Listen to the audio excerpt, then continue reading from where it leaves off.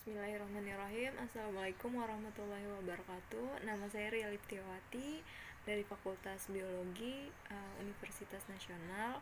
Dalam video kali ini saya akan menjelaskan mengenai sistem endomembran. Mari kita mulai videonya sekarang. Sistem endomembran didefinisikan sebagai unit membran yang membentuk unit fungsional dan perkembangan tunggal, saling berhubungan dan terkait satu dengan lainnya, baik langsung maupun tidak langsung melalui transfer segmen membran atau materi sebagai vesikula. Pertama, retikulum endoplasma. Ada dua jenis retikulum endoplasma, yaitu retikulum endoplasma kasar, terdapat ribosom pada permukaan sitoplasmiknya. Retikulum endoplasma halus tidak terdapat ribosom pada permukaan sitoplasmiknya. Fungsi RE kasar yaitu sintesis protein sekretoris, sintesis membran, sintesis protein terlarut dalam kompartemen endomembran, glikosilasi atau proses penambahan gula. Fungsi RE halus yaitu sintesis lipid, metabolisme sterol, metabolisme karbohidrat, homeostasis atau steady state glukosa darah, fungsi pelindung, detoksifikasi, pemicu kontraksi otot, sintesis selulosa. Kemudian kompleks Golgi. Kompleks Golgi ini terlihat sebagai kantung-kantung pipih dan berbentuk cekung yang disebut sisterna. Sisterna membentuk satu kesatuan yang tampak sebagai tumpukan piring atau mangkuk dan berasosiasi dengan vesikula dan tubulus. Sisterna dinamakan pula sakula atau lamela. Sisterna dibagi menjadi sisterna cis, sisterna medial, dan sisterna trans.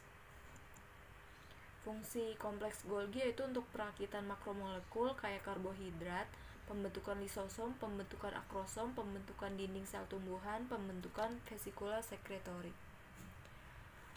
Lanjut ke lisosom. Lisosom adalah organel yang termasuk ke dalam endomembran yang fungsinya untuk mencerna atau pencernaan intrasel.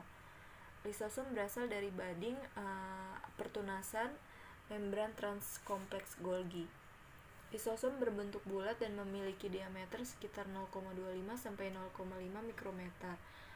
Lisosom bertugas untuk pencernaan mengandung enzim hidrolisis atau zat hidrolasa asam, yaitu enzim yang menguraikan protein, asam-asam nukleat, karbohidrat pada pH asam.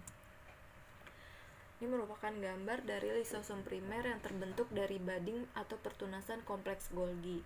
Lisosom primer ini adalah lisosom yang belum melakukan aksinya. Ini merupakan gambar dari sistem endomembran yaitu retikulum endoplasma dan kompleks Golgi. Contohnya yaitu sintesis enzim, yaitu enzim untuk pembentukan lisosom disintesis bersama protein sekresi dan protein lain dalam retikulum endoplasma dan diangkut dalam vesikel melalui vesikel transport ke kompleks Golgi. Kemudian di sini di kompleks Golgi terjadi perakitan dan terjadi atau terbentuk lisosom primer dari bagian trans. Ini merupakan contoh dari heterofag, yaitu contohnya adalah partikel makanan yang masuk dari lingkungan ekstraseluler menembus membran plasma, kemudian partikel makanan ditelan dengan cara endositosis membentuk endosom awal, kemudian endosom tersebut akan berfusi dengan lisosom primer, kemudian menjadi endosom matang. Produk hasil cernaan yaitu molekul-molekul kecil hasil pencernaan berdifusi ke dalam sitoplasma. Materi yang tidak dicerna dibuang keluar sel saat terjadi fusi partikel dengan membran plasma. Contoh lain dari endositosis yaitu heterofag atau pencernaan substrat dari luar partikel seperti partikel bakteri maupun partikel virus. Contoh dari heterofag yaitu contoh dari heterofag lain yaitu heterofag sel neutrofil. Kemudian Fungsi serta peran lisosom selain pencernaan, heterofag dan autofag yaitu sekresi pada hewan, contohnya pada pembentukan hormon tiroid, perkembangan dan dinamika jaringan, regresi jaringan ekor berudu katak merupakan autophagic cell, dan jaringan yang dibarengi dengan meningkatnya aktivitas lisosom dan hidrolase, serta meningkatnya aktivitas makrofag, fertilisasi pada mamalia, yaitu pembentukan akrosom. Akrosom itu adalah kumpulan dari lisosom yang disatukan di anterior inti sperma yang akhirnya terbentuk akumulasi hidrolase yang dibatasi oleh membran. Akrosom ini berfungsi untuk menembus dinding sel telur. Kemudian vakuola tumbuhan dan fungi, yaitu lisosom serbaguna untuk pencernaan dan penyimpanan. Contohnya pada biji kacang-kacangan untuk pasokan makanan pada masa embrio berkembang. Peroksisom dan glioksisom merupakan mikrobadi. Glioksisom ini ditemukan hanya pada sel tumbuhan, sedangkan peroksisom ditemukan pada sel hewan dan juga sel tumbuhan. Ini adalah gambar dari glioksisom dan peroksisom. Peroksisom mirip dengan lisosom, yang membedakan adalah kandungan enzim di dalamnya.